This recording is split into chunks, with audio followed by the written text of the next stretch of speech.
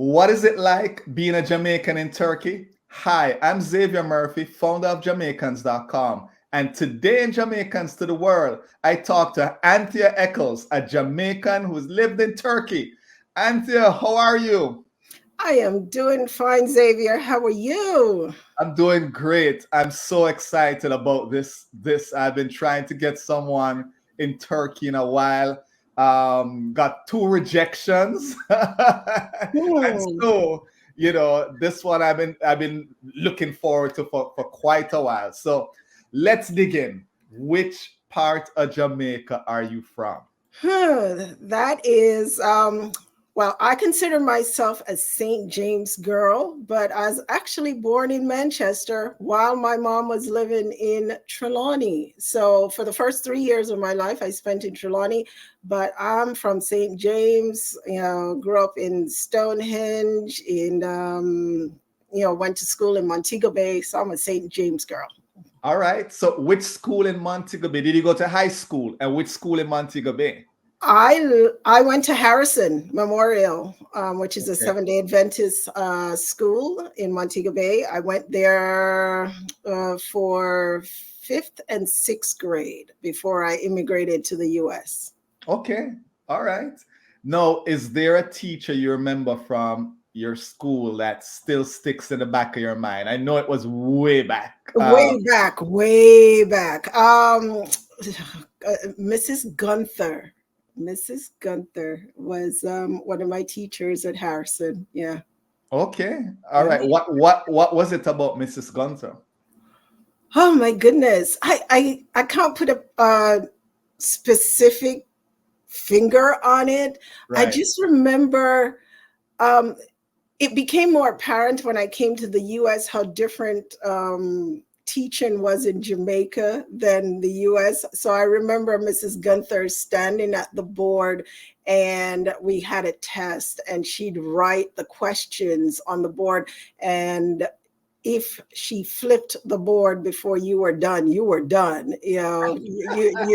So when I came to the US, it was so different. So that's why I remember Mrs. Gunther very much. Yeah. Anything else I can't remember. All right. Yeah. So, you have lived in Turkey for Yes. over 30 years. You're back and forth now. Your kids are there, your husband is there. Yes. Tell us your story of how did you first end up living in Turkey? Met my husband in graduate school here in the US, and he's from Turkey. So after our first son was born, I was in corporate life here in America, and I started to get a little disillusioned with the whole corporate life. And I wanted to be home with my baby. So we decided to move to Turkey, and I became a stay-at-home mom there, and life was just very different. Yeah. Well, so love and family took you to Turkey. Yes. Yes. Yes. So tell us a little bit about the people in Turkey. The people are accommodating and very warm. They love to meet people. They'll give you the shirts off their backs. They'll feed you, and it just I've been to so many different places, and they were just really nice, very nice. Nice, nice. Now, you have on this Jamaican mixed with ackee, saltfish, rice, whatever. So, Yes. so before we go into the shirt, when they learn that you're Jamaican, there might be some specific questions that the people in Turkey ask you.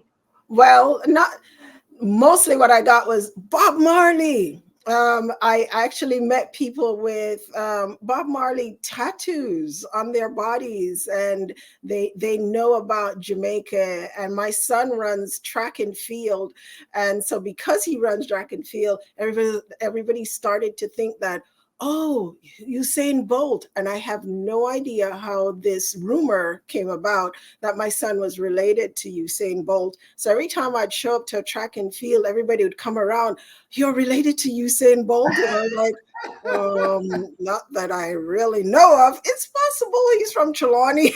It is possible.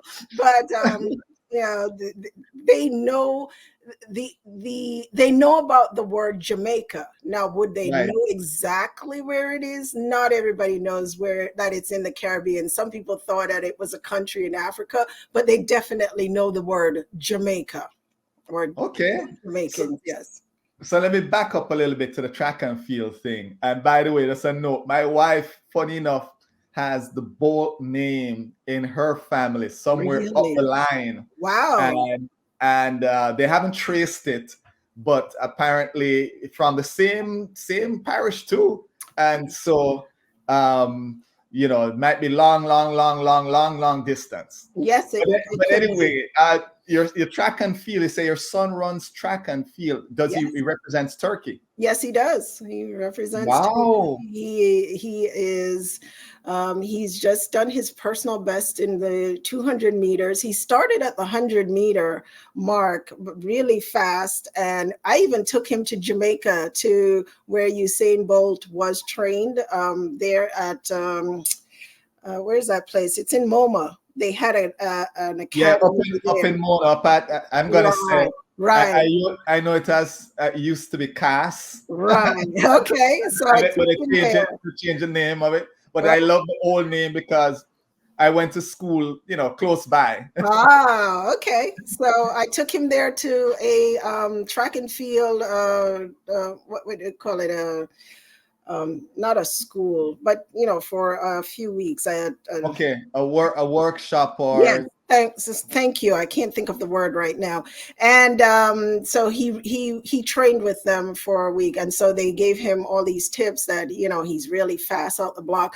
But in Turkey, they kind of directed him towards the 200, the 400, and sometimes the 800. So he excels in the 2 and the 400. So okay. he runs for he competes for Turkey. Yes. Okay, so any chance we'll see him in an Olympic, or has he, I hope so. I don't know. It all depends on him. I've never pushed him. His father plays basketball, so his father tried to get him to play basketball, and the kid wanted to run. I don't know where he got this thing from. Oh yeah, we don't know. Our Jamaican genes, yeah, our Jamaican genes. So he wants to. While wearing this interesting Jamaican shirt, we don't know where his genes to run the 200 comes from. Yeah. Well, it doesn't say mixed with runners. But I love the shirt. It is. It's a great shirt. Yeah. It's a great shirt. What inspired the shirt? And the design, I don't know who the designer is. So I saw this shirt on Facebook and I just loved it. So I ordered it, and I was in Turkey recently. And so let me back up. When I lived in Istanbul, and I lived in a place called Bodrum, which is south of Ephesus. And so it's a very touristic place. And recently they started having cruise ships coming into Bodrum. So I'm walking around Bodrum back in June with my children, and I had this shirt on, and all of a sudden I heard, Jamaica, you're from Jamaica. And I'm going, wait, what? And there were 6 people, and they're like, we're Jamaicans too. And I'm going, where were you people when I was living here all the time?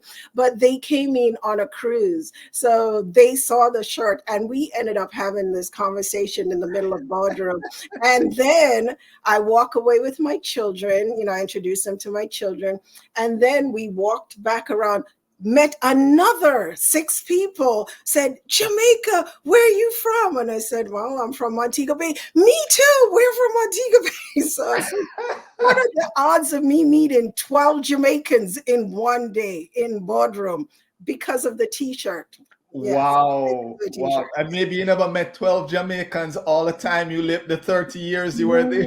Not 13, 13, not 30, Okay, 13 years. 13. Yes, yes, Okay. 13. The other funny story about Jamaica. So after I moved to Turkey, about 3 weeks into living there, my mother-in-law and I went shopping, and I had my son with me. He was a little tyke then. And as I walked into the store, I saw a lady in the back of the room, and from her hair, I was like, she doesn't look Turkish. Just that is all I saw, because her hair is already curly. And so I go to another part of the store, and by the time I turn back around, she was actually talking to my son, and she had a British accent. So I said to her, "Oh, you're British." She says, "Well, actually, I'm half Jamaican." So I said, "Well, I'm full Jamaican." And so we had a good laugh about it, and we are still friends to this day. And Awesome. yeah, she's fabulous. She's absolutely fabulous. Yeah. You mentioned here, and you're in Turkey. You're a Black woman in Yes. Turkey. Yes. And so, how was the hair care? How did you get that done while you lived in Turkey? See my hair? Okay. Right. So I had cut off my hair before I moved to Turkey for different reasons, but I started to grow it back when I was there. And that was the most frustrating experience, of which is why I now keep my hair really short. There are no hair care products for Black people in Turkey. They don't know how to do our hair. And the frustrating thing was when I'd go to the hairdresser and try to tell them, you cannot put the conditioner in my hair and wash it out within 2 seconds. You need to leave it in for 10, 15 minutes. They are a little upset with me, kind of like they're the professionals and I'm not. And I'm trying to tell them, I've had my hair for over 40 years. You're seeing it for the first time. Trust me when I tell you that my hair needs the conditioner to stay in it for more than 2 seconds. So, and then they would blow dry my hair out. And I'd look like a poofy mess because I have a lot of body in my hair. I don't need, however they do it. So yeah, it was best for me to just cut my hair off and just leave it short. So it was a challenge. It is very much a challenge. The other day when I went over, I carried a huge suitcase of products for my daughter and my son because the products are just not there. Wow. Deep Wow. conditioners and all these sort of things. Yeah. Wow. Yeah. Let's jump into the food. Tell us about the food in Turkey first, and then the two things that you would recommend if I was to visit. So you said, Xavier, try these two things.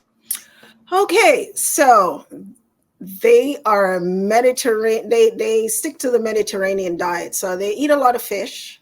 They eat a lot of lamb, and they eat kafte, which is basically meatballs.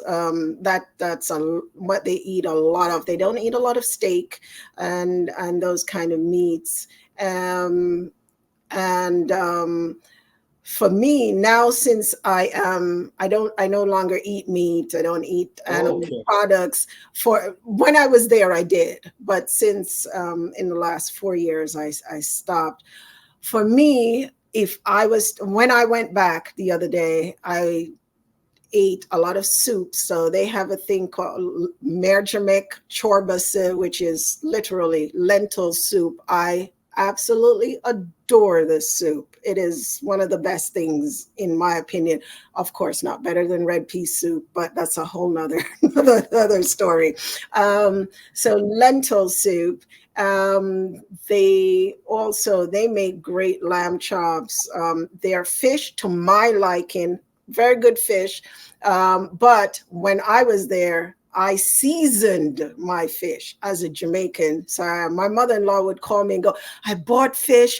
Can you come over and season it for me? I have people coming over. So I'd take all these spices from my thing and season up all the fish. And she'd tell me later, or she'd go to a restaurant and she'd go, we had fish, but it's not as good as yours. You took the words out of my mouth. I was gonna ask seasoned, unseasoned, and you took the word out of my mouth, and you made your mother-in-law a star. Yes, I seasoned my fish. I seasoned everything. I had a neighbor, so even that soup that I tell you about, I Jamaicanized it. So I would call him, I'd call up to his house. I go, I'm making soup. And he would be at my door with a bowl like this in 2 minutes. It was like, I can't, the soup. And I also one thing about living in Turkey was it forced me to make stuff that we are so used to going to the store to buy. So I learned how to make Jamaican bun, learned how to make patties, cocoa bread, all these things. I started to just make all the black cake. My mom used to make a lot of black cake. So now I started making it. They wanted me to make patties and sell it in Turkey, but it was a lot of work. I can imagine. It's a lot of work to make the pastry and to right temperature and exactly. I mean, it's a production. It was a production, but I didn't make beef patties, believe it or not. I made chicken patties. Okay. Yeah, it was much better. So I'd get the chicken and I'd ground it and I'd season it, and it was just really good, really good. It sounds like there's always a line of people at your door trying to get food. It sounds like it. Not quite, but anyhow, I cooked. Yeah, they'd be there, and I missed my Jamaican food so much that I brought back sugar cane, planted it in my garden. So I had sugar cane. I had banana trees, which the variety of bananas I had when they grew, they were like plantains, but they weren't plantains. But I was able to make green, how you make green plantains and you squash it. I would make that. Yes. So I Jamaicanized a lot of things. Yeah. So has that foodie Jamaican foodie thing passed down to your kids? Are they still are they missing that when you're not there? Yes, they love my son was crazy about cocoa bread, so they'd make some cocoa bread. They were just used to how I Jamaicanized everything anyway, so they miss that sometimes. Yeah. Nice.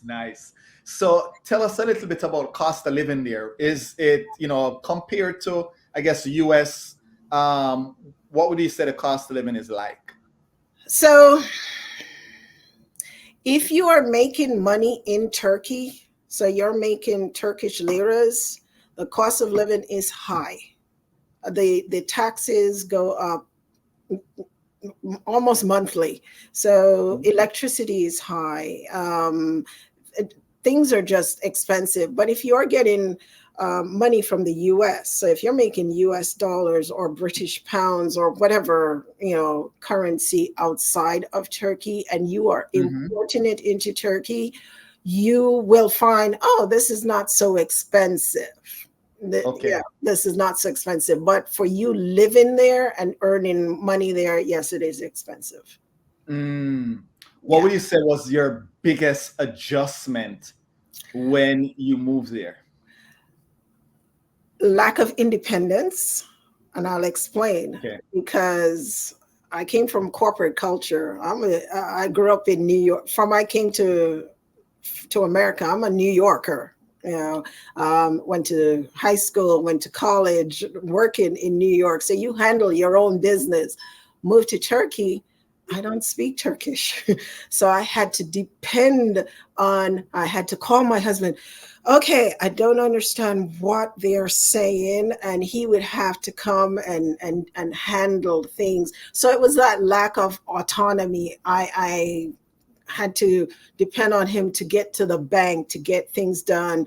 I would call up the bank and press 9 for English, and then they would come on and speak Turkish to me.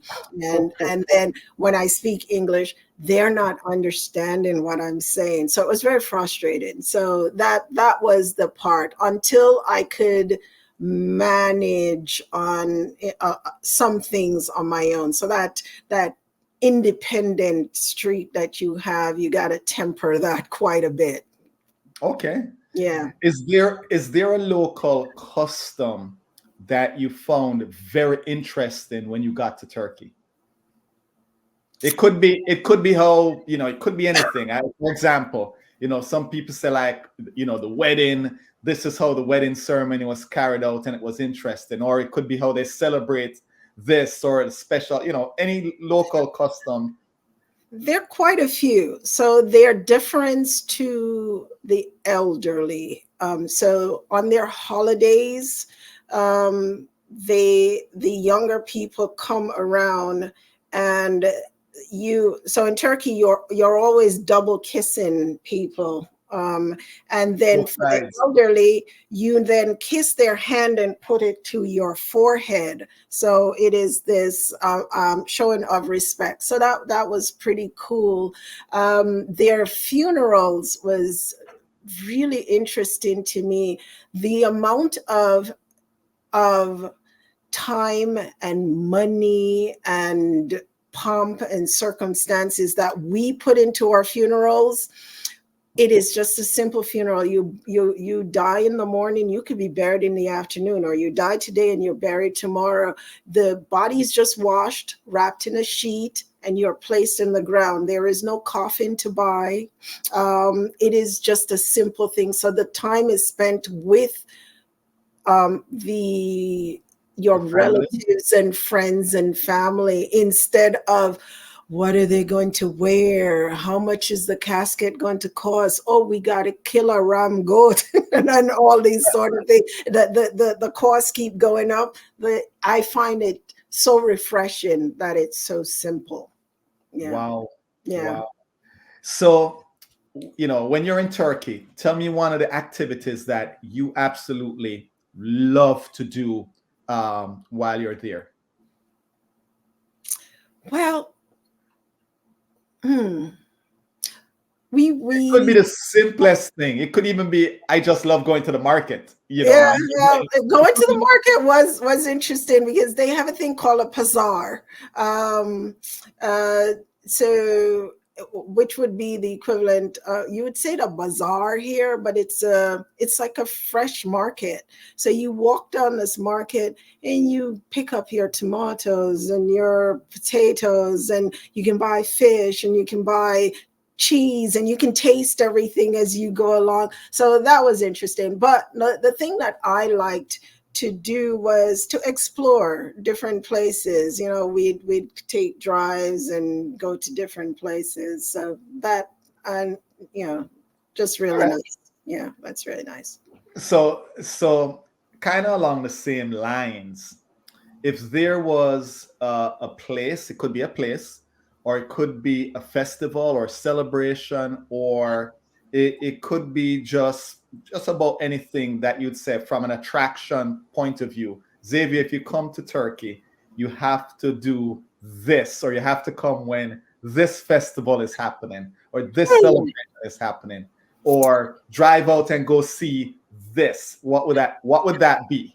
Oh, there's so many things though. That's depending where you land in Turkey, because it's a big place. It's a small big place. It's the size of Texas. So you know how big Texas is. So you're not going to be able to see anything in 1 day or 2 days. But if you're in Istanbul, definitely go and see the Topkapı Palace, the Blue Mosque, the Hagia Sophia, the Grand Bazaar, because it is just astounding, especially for the Hagia Sophia. That place has been standing for 1,500 years. So it makes you feel really young and small these things. And you see the walls that surrounded the city of Istanbul that were built in 400 after AD.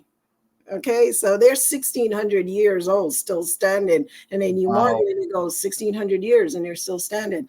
But if you're south, you want to go to Ephesus. You know, especially for me as a biblical person, Right. you know, it was astounding just walking on the streets where you like, Paul walked on these streets. And, you know, this place has been around since Christ was walking on this earth, Ephesus. And then when you go to Pamukkale, you see the travertines, the water travertine, so different things. And I haven't even been to this place yet. If you want to go hot air ballooning, you know, there's this wonderful place that they go hot air ballooning. So it's just an interesting country, very interesting. Nice. Nice. Yeah. All right. So, you know, Anthea, I really appreciate you spending some time telling us your story of living in Turkey. We winding it down a little bit. You know, I could go, you saw there's so much it sounds like to do. We just touched on the tip of it, you Just know. on the tip. But you know, I had a question, and this is it. And actually a scenario. This is Go a ahead. scenario.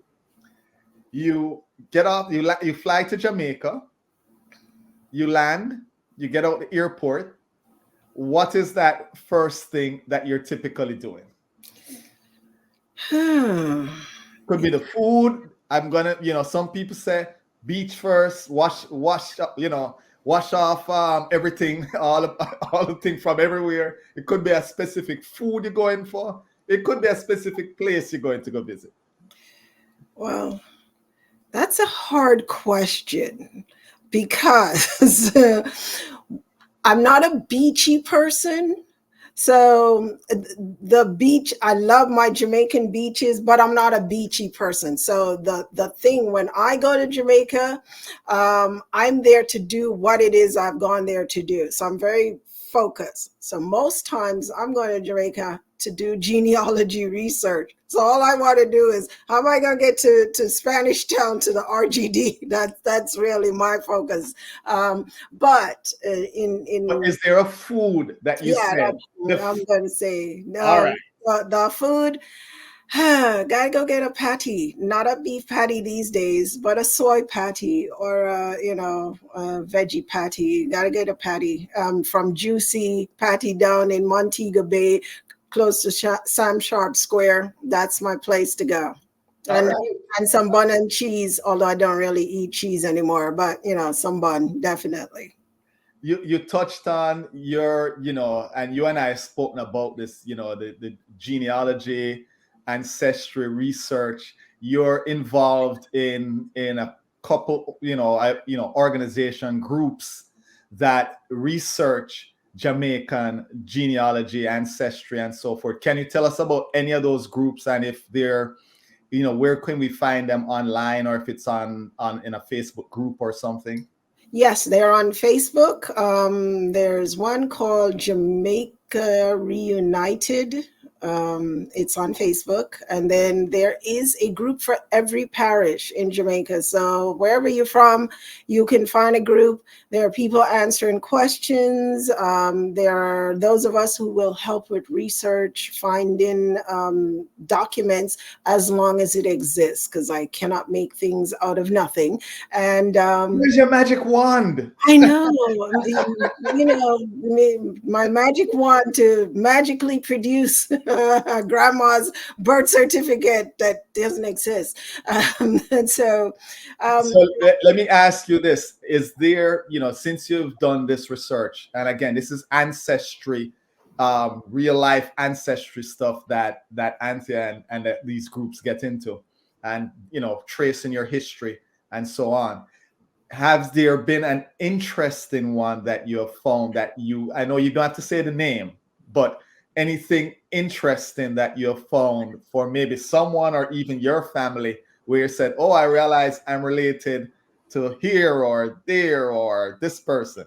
I really don't put a lot of stock into that. To seriously, I don't. I'm not here going, oh my goodness, I'm related to the Queen of England or whatever. It doesn't impress me as much as just finding out the different stories. So whether you were a horse thief or you were the Queen of England, I don't care. It's just the fact that I found your history and that you existed and that you went through all of that, and here I am, is more interesting to me than whether you have a fancy title or whatnot. I'm sorry. I'm going to tell you the time I cried. I was in England and I found this document of someone.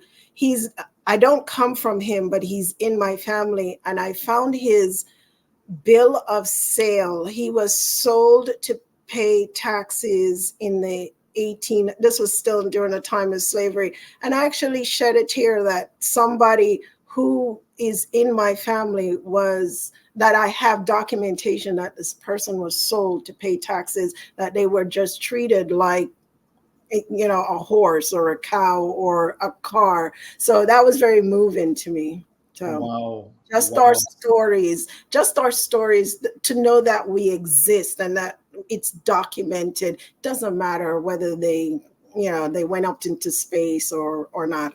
Right. Yeah, and that story is important. Yeah.